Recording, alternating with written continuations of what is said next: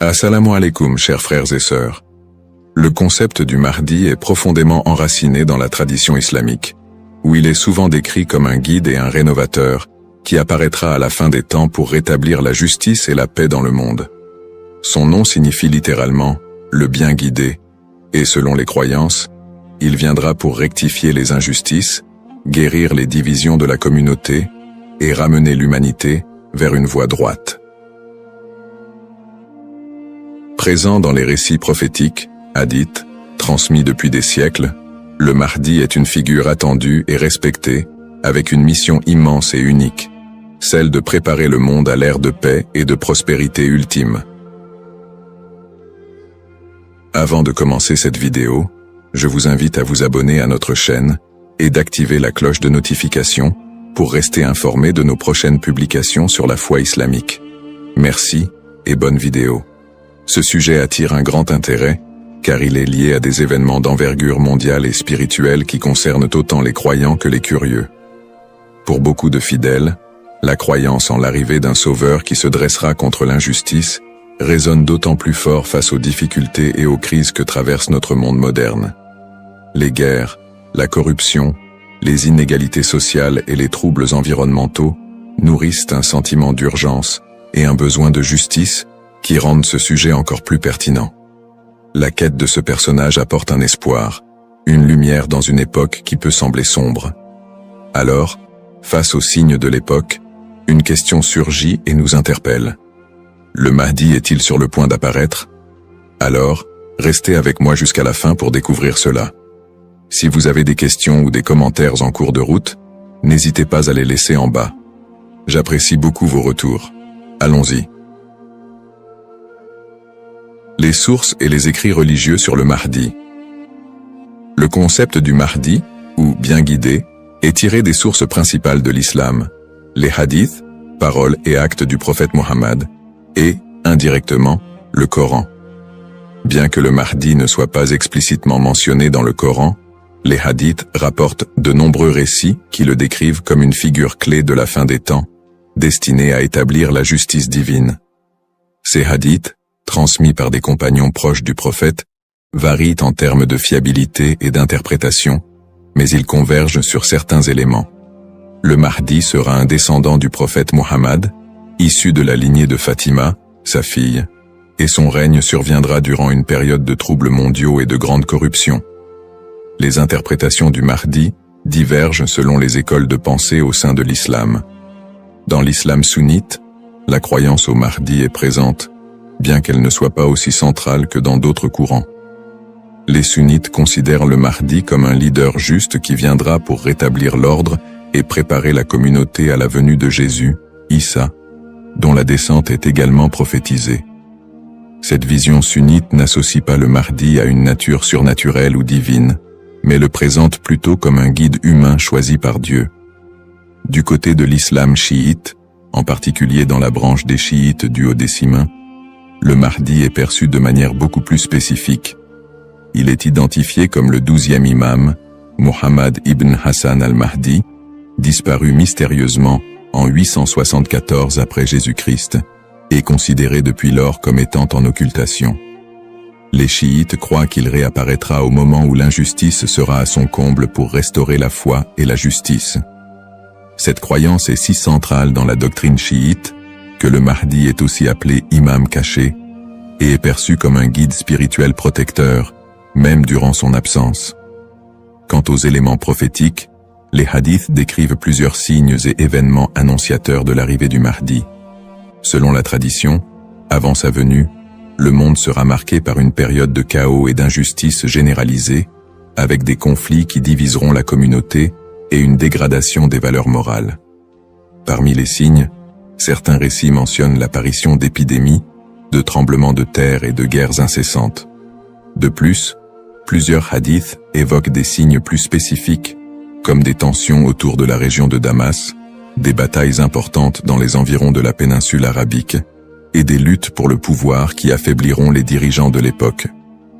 Un autre aspect prophétique mentionne le Mahdi et Jésus, Issa, travaillant ensemble pour rétablir la foi et anéantir les forces du mal. Dans cette collaboration prophétique, le Mahdi est vu comme celui qui préparera le terrain pour la mission ultime de Jésus, qui descendra pour vaincre l'antéchrist Dajjal et instaurer une ère de paix durable. L'ensemble de ces récits sur le Mahdi suscite diverses interprétations. Certains voient dans ces prophéties des messages intemporels sur le bien et le mal, tandis que d'autres y trouvent des prédictions littérales des événements à venir. Dans les deux cas, ces textes offrent une promesse de justice et d'équité pour ceux qui se sentent opprimés ou marginalisés. Description du rôle et des attributs du Mahdi.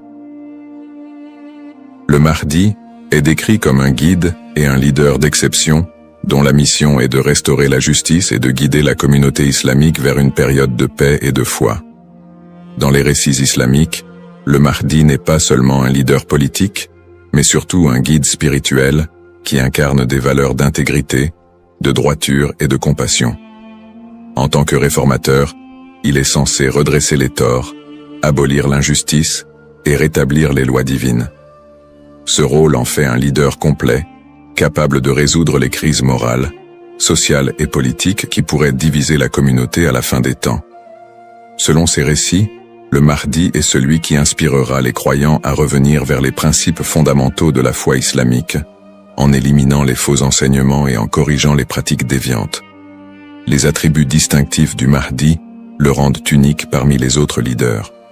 Il est souvent décrit dans les hadiths comme un homme de grande piété et de sagesse, qui saura discerner le bien du mal avec une clairvoyance exceptionnelle. En plus de son sens aigu de la justice, il est mentionné qu'il viendra de la lignée du prophète Muhammad, descendant de sa fille Fatima, ce qui renforce la dimension spirituelle et prophétique de son rôle. On dit que le Mahdi possédera des qualités telles que la douceur, la miséricorde et une profonde dévotion, mais également une force et une détermination inébranlables pour affronter les forces du mal et de la corruption. Ces caractéristiques le distinguent des leaders ordinaires, car il incarne un idéal de pureté morale et de droiture qui servira de modèle pour tous les croyants. Une des particularités les plus marquantes de la mission du Mahdi est son alignement avec Jésus, Issa, une croyance partagée par de nombreux courants de l'islam. Selon les récits prophétiques, le Mahdi et Jésus travailleront main dans la main pour combattre l'injustice et apporter la paix. La descente de Jésus est un événement prophétisé dans l'islam, et il est dit qu'il priera aux côtés du Mahdi, ce qui symbolise l'unité et l'harmonie entre les deux figures. Jésus aurait pour mission de vaincre l'antéchrist, Dajjal, une force du mal redoutable, tandis que le Mahdi préparera le terrain pour cette confrontation ultime et inspirera les croyants à rester fermes dans leur foi. Cette coopération entre le Mahdi et Jésus est perçue comme un moment d'unité divine, transcendant les différences entre les croyants pour établir une ère de paix durable sur terre. Les signes avant l'apparition du Mahdi. Selon la tradition islamique, l'apparition du Mahdi sera précédée par une série de signes annonciateurs qui se manifesteront sous la forme de troubles sociaux, de corruption et de conflits mondiaux. Ces signes indiquent une période de chaos, d'injustice généralisée et de déclin moral. Les hadiths rapportent que des tensions profondes diviseront les peuples, la richesse sera concentrée entre les mains de quelques-uns et la moralité sera pervertie, tandis que l'injustice régnera de plus en plus largement. Les systèmes politiques et économiques s'effondreront sous le poids de la corruption et de la cupidité, créant un monde où les valeurs humaines fondamentales seront négligées. L'émergence de ces troubles est vue comme une préparation spirituelle et une alerte pour les croyants, les incitant à renforcer leur foi en attendant l'arrivée d'un sauveur.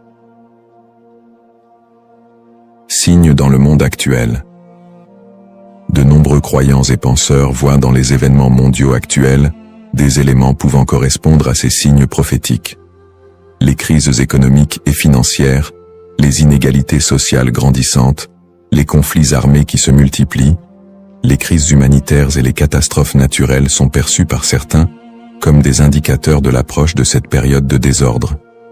Par exemple, les conflits au Moyen-Orient, les guerres civiles, la montée des extrémismes, les catastrophes environnementales et les pandémies récentes sont souvent interprétés comme des manifestations de ce déclin prophétisé. Pour les croyants, Ces phénomènes rappellent les hadiths, qui annoncent des temps d'épreuve avant l'apparition du Mahdi, et renforcent le besoin d'espérer en une figure qui viendrait redresser la situation. Bien que les interprétations varient, l'accélération et la globalisation des crises dans notre monde actuel suscitent des questionnements et poussent certains à envisager l'imminence de l'apparition du Mahdi. Analyse des petits signes et grands signes. Les récits prophétiques distinguent généralement entre les petits signes et les grands signes annonciateurs de la venue du Mahdi. Les petits signes sont des événements ou des tendances qui marquent le début de la fin des temps et se produisent souvent progressivement, tandis que les grands signes sont des événements majeurs et exceptionnels qui précèdent directement l'apparition du Mahdi et de la fin des temps. Petits signes, ces signes incluent la dégradation morale et éthique de la société, la perte des valeurs spirituelles, l'augmentation de la cupidité et de la corruption, et la montée des tensions sociales et des injustices. Parmi les autres petits signes, on note aussi la multiplication des conflits entre les nations, la prolifération de fausses doctrines, et une déconnexion croissante entre les croyants et leur foi. La division interne au sein de la communauté islamique est aussi un signe mineur important. On dit que des factions et des dissensions émergeront, fragilisant l'unité des croyants. Les petits signes s'accumulent pour créer un contexte d'épreuve qui prépare l'humanité à la venue du Mahdi. Grands signes. Contrairement aux petits signes, les grands signes sont des événements d'une envergure exceptionnelle que nul ne pourra ignorer. Ces signes incluent notamment l'apparition de l'Antéchrist, Dajjal, une figure du mal dotée de pouvoirs extraordinaires, qui sèmera la terreur et tentera de détourner les gens de la vérité. Un autre grand signe est la descente de Jésus, Issa, sur terre, qui jouera un rôle crucial aux côtés du Mahdi pour vaincre le mal et rétablir la foi. D'autres grands signes comprennent des phénomènes naturels inhabituels, comme des éclipses solaires ou lunaires en des temps imprévus, des tremblements de terre dans des régions spécifiques, et des changements climatiques spectaculaires qui attireront l'attention de l'humanité entière. La venue du Mahdi sera précédée par des signes si frappants qu'ils seront indéniables pour les croyants et non-croyants.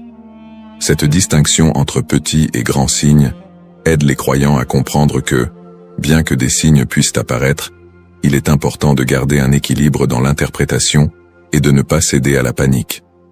Ces signes servent de rappel pour renforcer la foi et se préparer spirituellement, sans chercher à deviner précisément le moment de l'apparition du Mahdi, qui reste un mystère connu de Dieu seul. Les différentes perspectives sur le Mahdi. La figure du Mahdi est un concept central dans l'islam, mais elle est perçue de manière différente selon les deux principaux courants que sont l'islam sunnite et chiite. Pour les sunnites, le Mahdi est un leader bien guidé qui apparaîtra avant la fin des temps, pour rétablir la justice et la paix dans un monde en proie à la corruption et au désordre.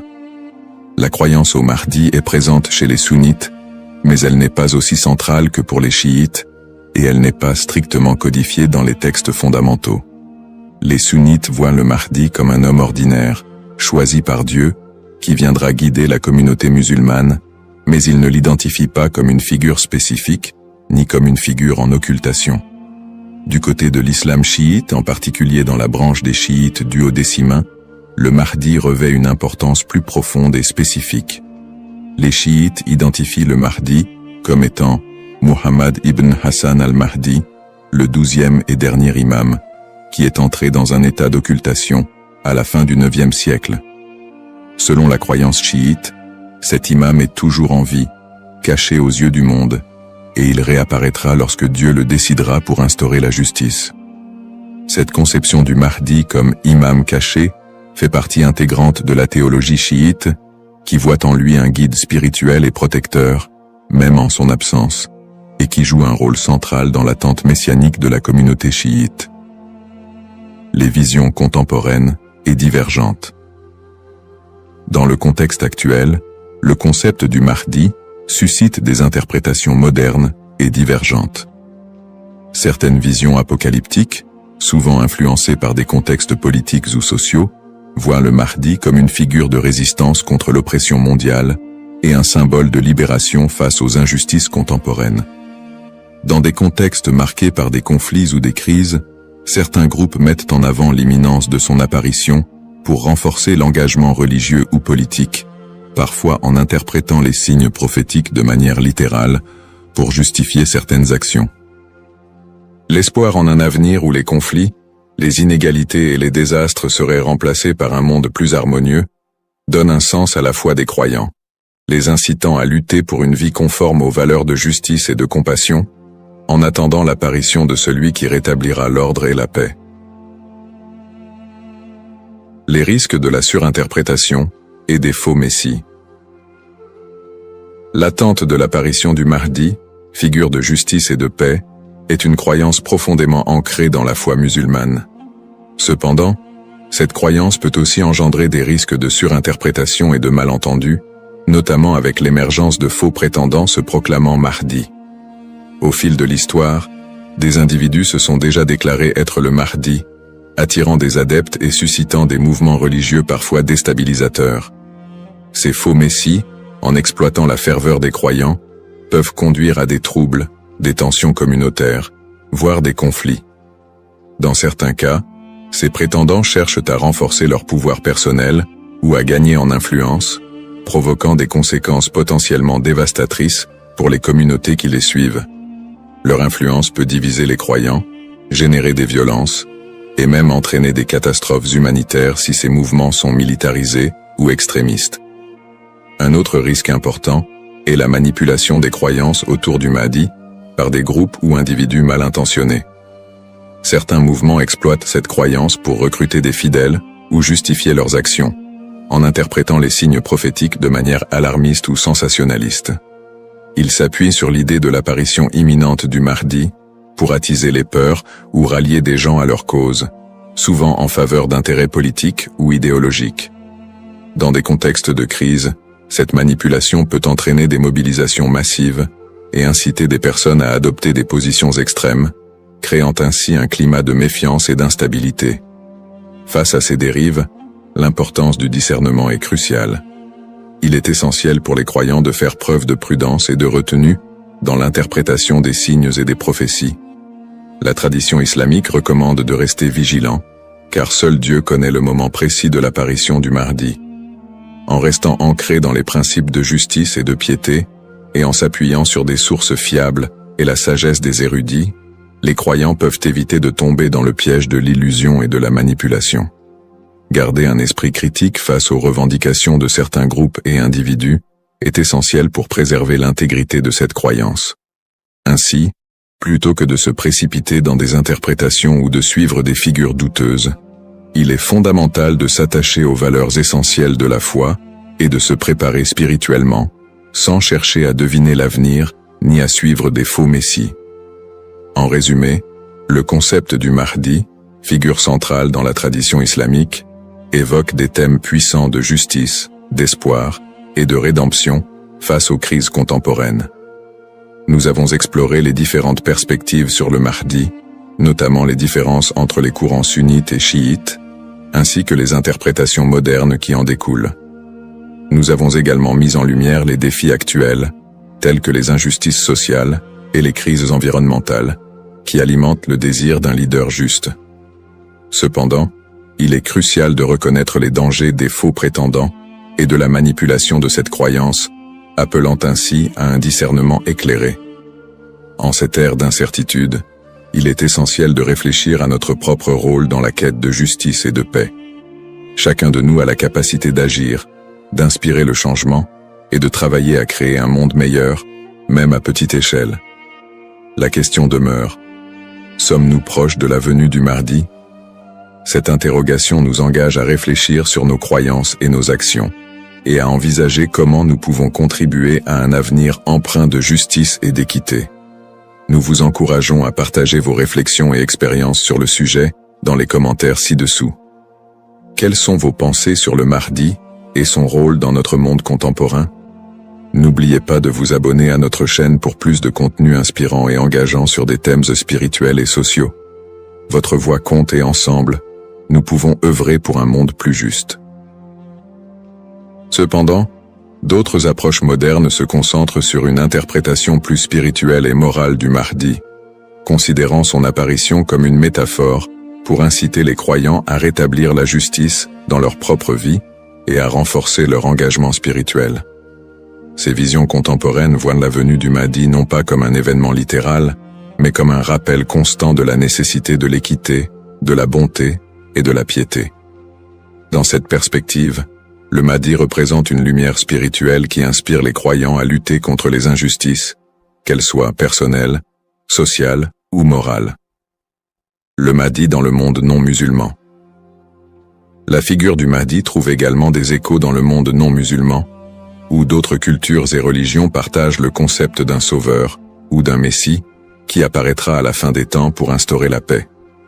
Par exemple, dans le christianisme, il existe l'attente de la seconde venue de Jésus-Christ, qui est perçu comme un sauveur destiné à rétablir le royaume de Dieu sur terre. Les similitudes avec l'apparition du Mahdi, notamment en ce qui concerne le rôle de Jésus comme allié, créent des ponts entre les deux traditions et alimentent un intérêt interreligieux autour de la fin des temps. Dans le judaïsme, la croyance en la venue d'un Messie est également présente, avec l'idée qu'il viendra rassembler le peuple d'Israël et instaurer une ère de paix et de justice. Bien que les concepts diffèrent, on retrouve des thèmes similaires d'attente, de restauration et de paix qui rappellent le rôle du Mahdi dans l'islam. Ces parallèles entre les croyances de diverses religions montrent l'universalité du désir d'un redresseur ou d'un guide qui puisse apporter un équilibre face au désordre du monde. Cette notion d'un messie ou d'un sauveur transcende les frontières religieuses et offre une perspective plus large sur l'espoir universel de paix et de justice. En somme, bien que le Mahdi soit une figure principalement islamique, les similitudes entre les concepts de sauveur dans différentes cultures et religions révèlent un besoin humain universel d'espérer en un futur meilleur et en la venue d'une figure capable de rassembler et de rétablir l'équilibre dans un monde souvent divisé et tumultueux. Les défis contemporains et le besoin de justice. Les crises et injustices actuelles révèlent des défis mondiaux qui semblent plus pressants que jamais, et beaucoup ressentent le besoin d'un leader capable de restaurer l'équité. Les inégalités économiques se creusent, avec une grande partie de la richesse mondiale concentrée entre les mains de quelques-uns, laissant de vastes populations dans la pauvreté. Cette fracture sociale amplifie le sentiment d'injustice, nourri par des systèmes économiques et politiques qui peinent à répondre aux besoins des plus vulnérables. Parallèlement, les conflits armés et les guerres persistent dans plusieurs régions du monde, notamment au Moyen-Orient, en Afrique et en Asie, déchirant des communautés entières et causant des crises humanitaires majeures. Ces conflits sont souvent alimentés par des intérêts politiques, ethniques ou économiques, aggravant la souffrance des populations civiles. Dans ce contexte, l'absence de solutions pacifiques et durables renforce l'impression d'une profonde injustice et crée un climat de désespoir. Le réchauffement climatique et ses effets sont un autre défi majeur de notre époque. Les catastrophes naturelles, de plus en plus fréquentes et destructrices, frappent souvent les populations les plus défavorisées, mettant en évidence l'injustice écologique à l'échelle mondiale. La déforestation, la pollution et l'exploitation des ressources naturelles entraînent des conséquences irréversibles pour la planète, affectant les générations présentes et futures. Ces problèmes illustrent une urgence collective, qui rappelle combien il est difficile de trouver des solutions justes et équitables dans un monde souvent dominé par des intérêts individuels. Face à ces crises, la croyance en l'arrivée d'une figure de justice, comme le Mahdi, apporte espoir et inspiration pour de nombreux croyants. Cette attente d'un leader juste qui restaurera l'équité n'est pas seulement un concept théologique, elle représente une source d'espoir pour ceux qui se sentent impuissants devant les injustices du monde. La croyance en un Mahdi qui viendrait pour redresser les torts, protéger les opprimés et instaurer la paix répond à un besoin universel d'espérer en des jours meilleurs. En imaginant un futur dirigé par un guide spirituel et juste, les croyants trouvent la motivation de persévérer malgré les difficultés actuelles. Cette figure du Mahdi symbolise la promesse que l'injustice ne triomphera pas éternellement et que l'équilibre et la paix sont possibles, même si les défis actuels semblent insurmontables.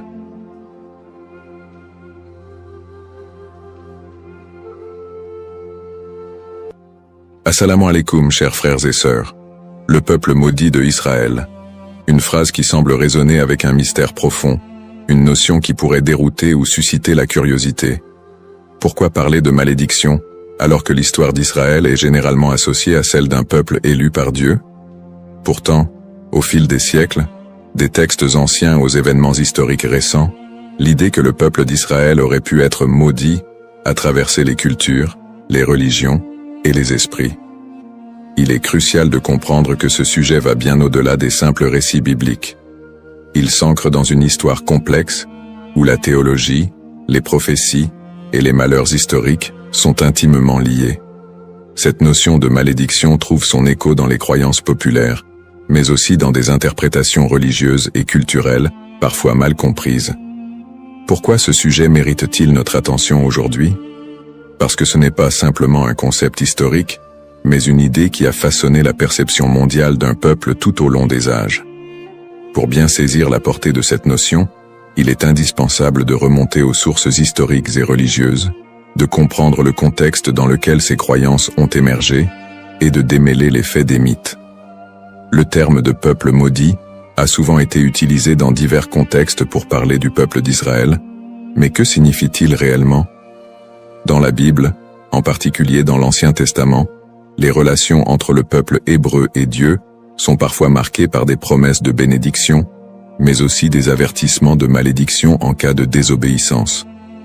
Dans le livre du Deutéronome, par exemple, Dieu promet des bénédictions à Israël s'ils obéissent à ses commandements, mais il y a également des malédictions redoutables s'ils s'en écartent.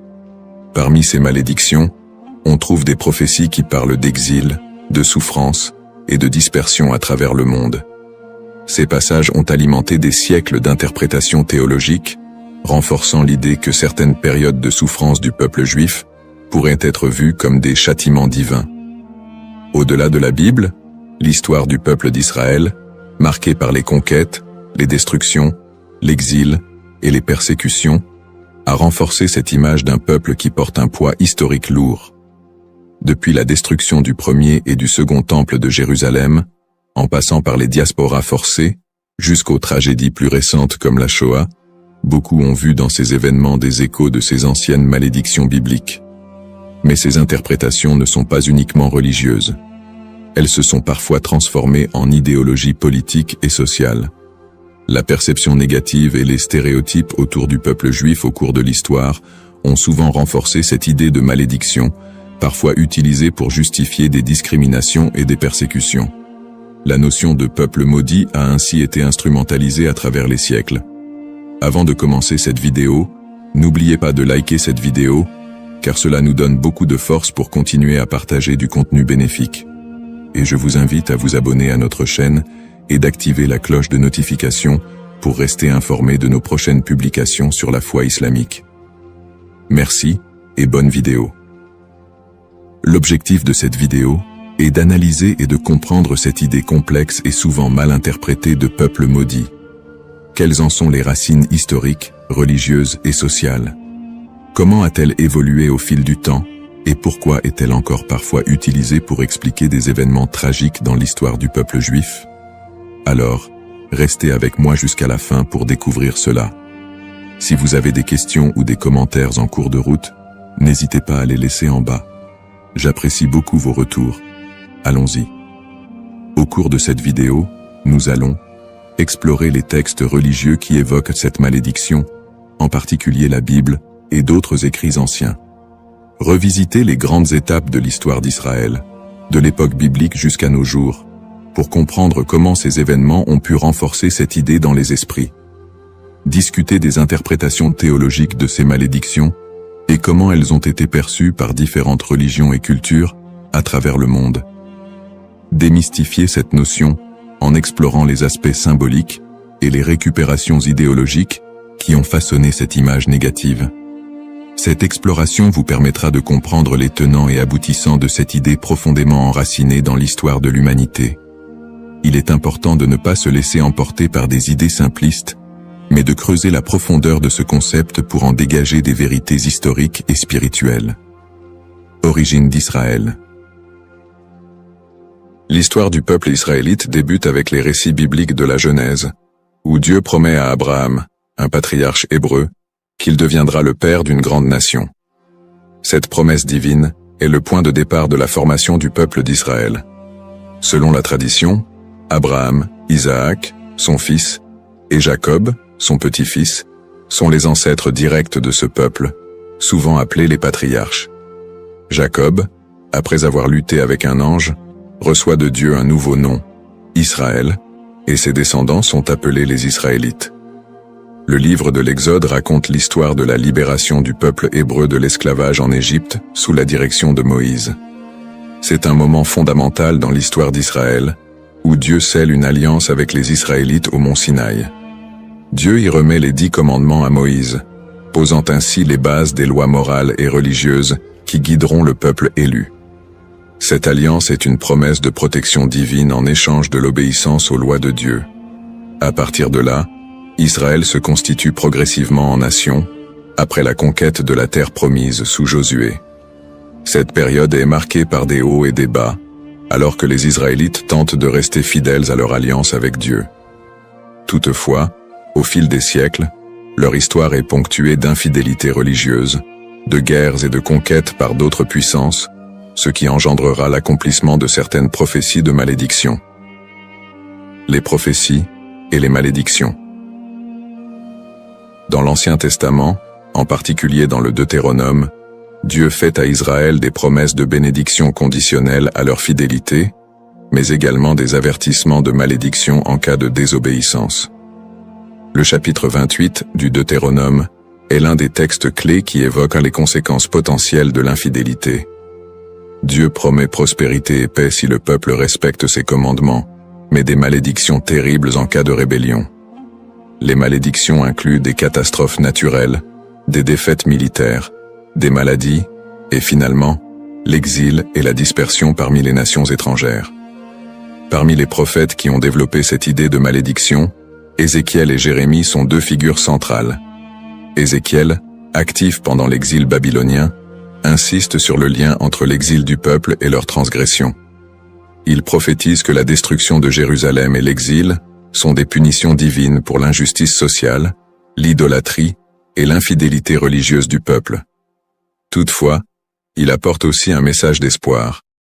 Après le châtiment, un retour et une restauration sont possibles si le peuple se repent. Jérémie, qui vécut également durant la chute de Jérusalem en 586 avant Jésus-Christ, avertit constamment le peuple des malheurs à venir s'il ne se détourne pas de l'idolâtrie et des injustices. Il prophétise la destruction imminente du temple de Jérusalem et l'exil des Judéens en Babylonie. Dans Jérémie 25, il annonce que cette période d'exil durera 70 ans, après quoi Dieu permettra leur retour. Ces prophéties sont souvent vues comme des annonces de malédiction qui pèsent sur Israël en raison de son infidélité à l'Alliance. Cependant, elles sont également porteuses d'un espoir de rédemption, promettant que si le peuple retourne à Dieu, il retrouvera sa place privilégiée. Une autre dimension importante des malédictions dans l'Ancien Testament concerne le temple de Jérusalem.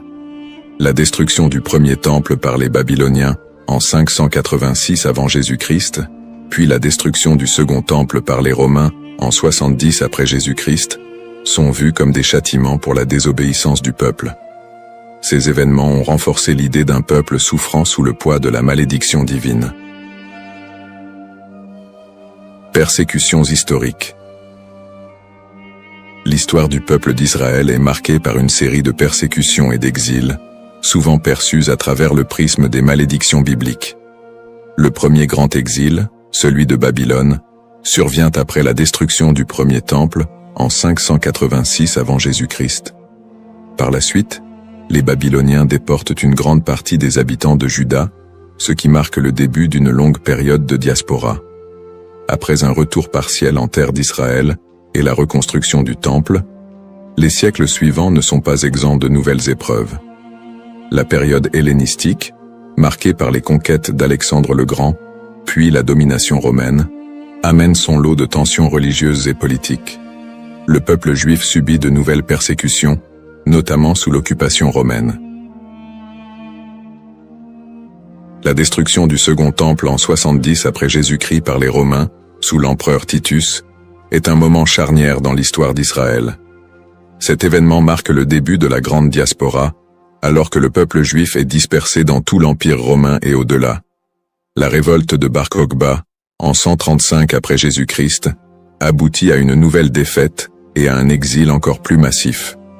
À partir de ce moment, les Juifs deviennent un peuple sans terre, vivant en exil, souvent en minorité, et subissant de nombreuses discriminations et persécutions.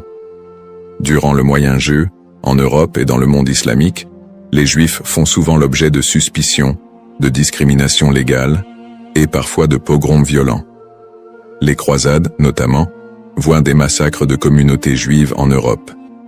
Les expulsions des Juifs d'Espagne, en 1492, et du Portugal en 1497, sont d'autres exemples de persécutions qui renforcent cette idée de malédiction.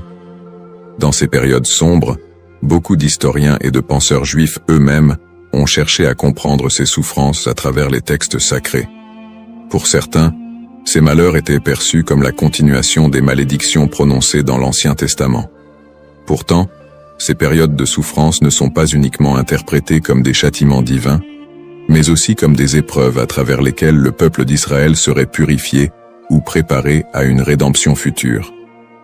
Le 19e et le 20e siècle ne font qu'amplifier ces tragédies, avec l'émergence de l'antisémitisme moderne, culminant dans l'horreur de la Shoah, qui a vu l'extermination systématique de 6 millions de Juifs pendant la Seconde Guerre mondiale. Une telle catastrophe, d'une ampleur sans précédent, a profondément marqué l'identité juive et soulevé des questions sur le sens de cette souffrance historique. Conclusion du contexte historique. L'histoire du peuple d'Israël, tissée de moments de gloire, d'alliance divine, mais aussi de malédiction et de souffrance, reste une des plus complexes et des plus riches de l'humanité. Les prophéties bibliques de malédiction, les exils répétés, les destructions de lieux sacrés et les persécutions à travers les siècles ont façonné la perception du peuple juif, tant de leur propre point de vue que de celui des autres nations. Le concept de peuple maudit, les bases théologiques, l'idée de malédiction dans les textes religieux, en particulier dans la tradition judéo-chrétienne, est un concept riche et complexe.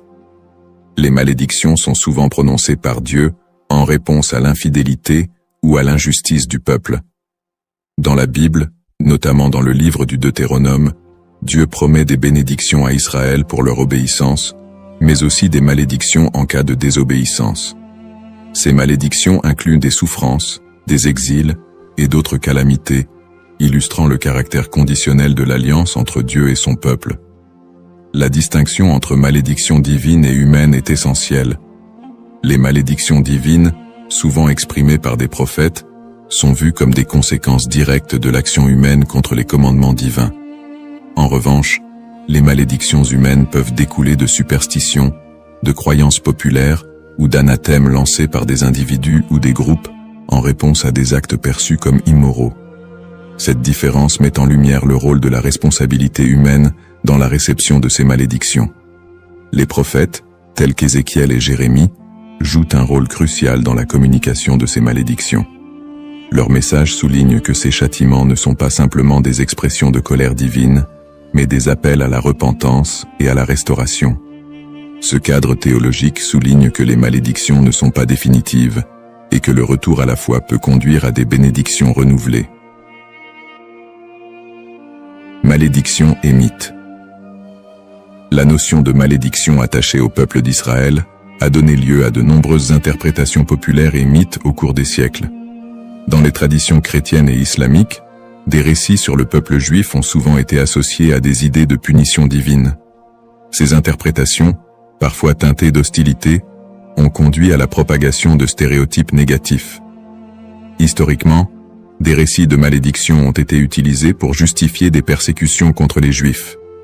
Par exemple, l'idée que le peuple juif a été maudit en raison de la crucifixion de Jésus a été utilisée pour alimenter l'antisémitisme. Ces interprétations ont pris racine dans des contextes sociopolitiques où le peuple juif était perçu comme un bouc émissaire lors de périodes de crise ou de bouleversements sociaux. La manière dont ces malédictions ont été comprises et transmises à travers les siècles a également façonné les perceptions collectives du peuple juif. Les récits de souffrance et de malédiction ont souvent été amalgamés dans la culture populaire, créant un imaginaire collectif qui persiste jusqu'à aujourd'hui. Cette dynamique entre malédiction et mythe a ainsi contribué à la stigmatisation du peuple juif à travers l'histoire. Analyse moderne. Dans le contexte moderne, le concept de peuple maudit a pris des formes variées et a été réinterprété sous différents angles. L'antisémitisme historique, qui a trouvé ses racines dans ces idées de malédiction, demeure une réalité dans de nombreuses sociétés. Les stéréotypes associés à la malédiction continuent d'alimenter des préjugés, parfois de manière insidieuse, dans le discours contemporain. Cependant, avec l'essor des mouvements de droits civiques et des études critiques sur l'antisémitisme, il y a eu une tentative de déconstruire cette notion de malédiction. Des intellectuels et des théologiens contemporains cherchent à recontextualiser les récits bibliques en mettant en avant le message de rédemption et de justice qui les sous-tend. L'idée que les souffrances du peuple juif sont uniquement le résultat de la malédiction divine est de plus en plus contestée, au profit d'une approche qui valorise la résilience et l'identité culturelle du peuple juif. De plus, dans le cadre des dialogues interreligieux, il est crucial de dépasser les interprétations qui associent la souffrance à une malédiction éternelle. Les traditions religieuses sont de plus en plus appelées à collaborer pour combattre les préjugés et promouvoir la compréhension mutuelle. Dans ce contexte, le concept de malédiction est réévalué, non pas comme une fatalité, mais comme une occasion de réflexion sur les injustices sociales et historiques. En somme, le concept de peuple maudit est profondément ancré dans l'histoire religieuse et culturelle. Il invite à une réflexion sur la manière dont les textes sacrés et les croyances ont été interprétés à travers les âges, souvent avec des conséquences tragiques. L'exploration de ce thème permet non seulement de mieux comprendre les défis historiques du peuple juif, mais aussi de s'engager dans un dialogue constructif sur les identités et les histoires partagées dans le monde contemporain. La diaspora et les épreuves du peuple juif vit en diaspora. La diaspora juive, qui a débuté avec l'exil babylonien au VIe siècle avant J.C., a été marquée par une série de défis sans précédent. Une fois dispersé à travers le monde, le peuple juif a dû naviguer dans des environnements souvent hostiles. Les communautés juives ont fait face à des persécutions, à des migrations forcées et à la ghettoisation, qui ont toutes contribué à forger leur identité collective. Dans de nombreux pays, les Juifs étaient considérés comme des étrangers, souvent sujets à la méfiance et à la stigmatisation. Dans l'Europe médiévale, par exemple, ils étaient fréquemment accusés de diverses calamités, comme la peste noire, et ont été victimes de violences antisémites. Les Juifs étaient souvent contraints de vivre dans des quartiers séparés, appelés ghettos, où leur liberté était limitée. Cette ghettoisation a servi à isoler les communautés juives, créant un environnement d'exclusion qui a renforcé les stéréotypes négatifs.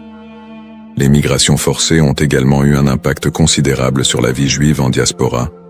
Des expulsions massives, comme celle des Juifs d'Espagne en 1492, ont conduit à une dispersion rapide vers des régions comme l'Empire ottoman, le nord de l'Afrique et plus tard les Amériques.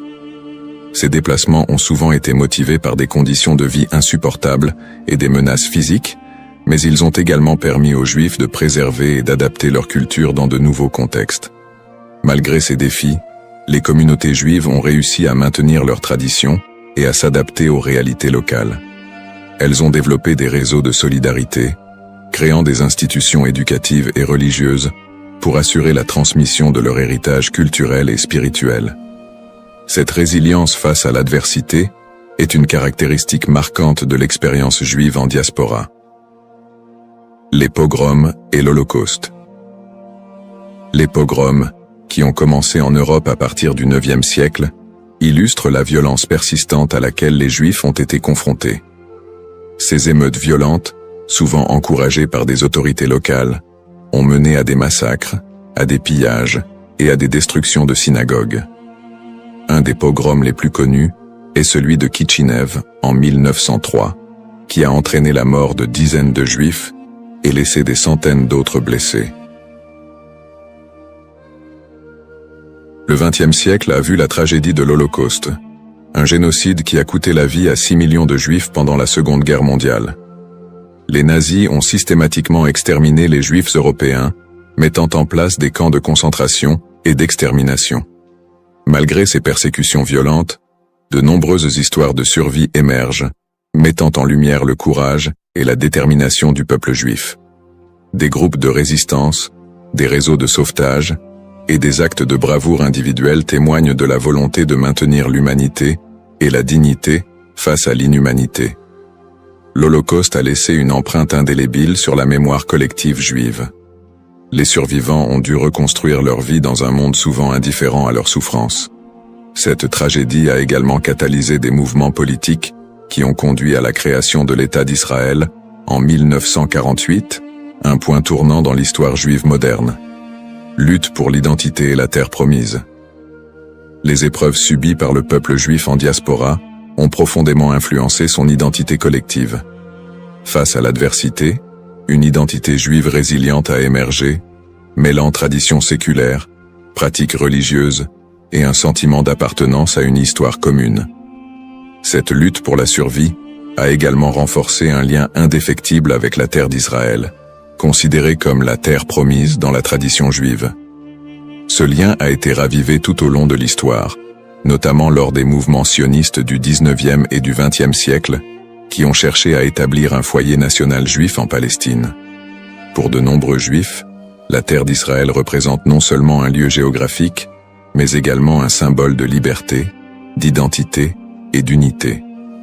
Les événements tragiques de l'histoire juive, comme l'Holocauste, ont également renforcé l'urgence de cette quête, suscitant un mouvement pour un retour à la terre d'Israël. En somme, l'expérience de la diaspora a été marquée par des défis extrêmes, mais aussi par une résilience remarquable.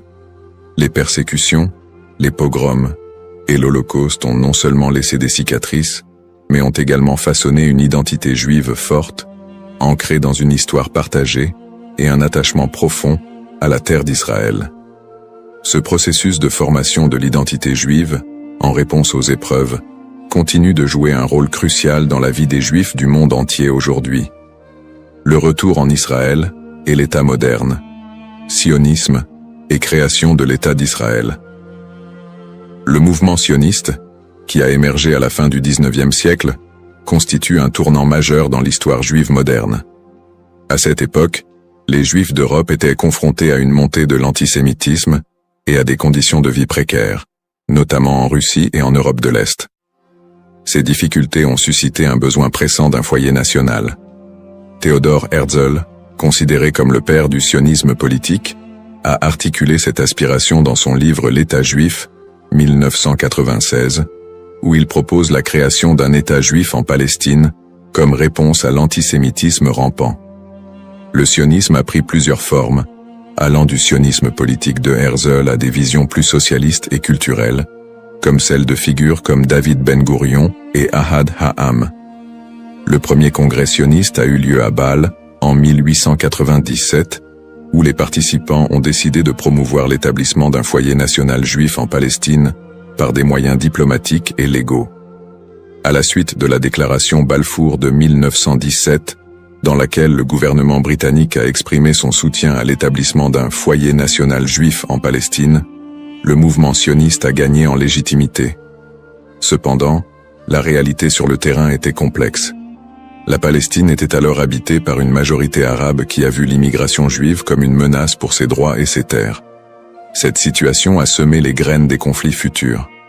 Après la Seconde Guerre mondiale et l'Holocauste, qui a décimé la population juive d'Europe, le besoin d'un refuge sécurisé a été accentué. En 1947, l'Assemblée générale des Nations unies a voté pour diviser la Palestine en deux États, un juif et un arabe. Les leaders juifs ont accepté le plan, mais les dirigeants arabes l'ont rejeté. Le 14 mai 1948, David Ben-Gourion, a proclamé l'indépendance de l'État d'Israël, ce qui a entraîné la première guerre israélo-arabe. En dépit de l'opposition régionale, Israël a réussi à établir un État et à absorber un grand nombre de réfugiés juifs du monde entier, notamment des survivants de l'Holocauste. Conflit moderne. Depuis sa création, l'État d'Israël a été plongé dans une série de conflits régionaux qui ont souvent été alimentés par des tensions ethniques et religieuses. Les guerres avec les pays arabes voisins, notamment les guerres de 1948, 1967 et 1973, ont défini les frontières et les relations diplomatiques de l'État moderne. Les tensions avec les populations palestiniennes ont également été une source constante de conflits, culminant avec les intifadas des années 1980 et 2000, où des soulèvements populaires ont éclaté en réponse à l'occupation israélienne des territoires palestiniens. Le conflit israélo-palestinien est un point focal des tensions au Moyen-Orient, où des questions de droits territoriaux, d'autodétermination et de sécurité se croisent. Les territoires de la Cisjordanie et de Gaza sont devenus des symboles de la lutte pour la reconnaissance et la dignité des Palestiniens. Les colonies israéliennes en Cisjordanie et les conditions de vie à Gaza ont engendré des critiques internationales et des tensions croissantes. Sur le plan religieux, les sites sacrés tels que Jérusalem revêtent une signification particulière pour les Juifs, les chrétiens et les musulmans, exacerbant les conflits. L'accès aux lieux saints est souvent un point de discorde, avec des épisodes de violence autour du mont du Temple et du dôme du Rocher. Peut-on encore parler d'un peuple maudit aujourd'hui? La question de savoir si l'on peut encore parler d'un peuple maudit aujourd'hui mérite d'être examinée sous différents angles. D'une part, le peuple juif a par moments été perçu comme victime d'une malédiction, surtout dans le contexte des souffrances historiques, des persécutions et de l'Holocauste. Cette perception s'est parfois traduite par des stéréotypes négatifs et un antisémitisme durable qui persistent encore dans certaines sociétés contemporaines. D'autre part, l'idée de peuple maudit ne rend pas pleinement compte de la résilience, de l'innovation et des contributions culturelles des Juifs à la société mondiale. Après des siècles de persécution, les Juifs ont réussi à établir un État souverain, à revitaliser leur culture et à jouer un rôle significatif dans divers domaines tels que la science, l'art et la politique. Cette renaissance culturelle et nationale contredit l'idée d'une malédiction éternelle. Aujourd'hui, beaucoup de Juifs se définissent non pas par leurs souffrances passées, mais par leur identité culturelle et leur engagement envers des valeurs de justice, de paix et de coexistence.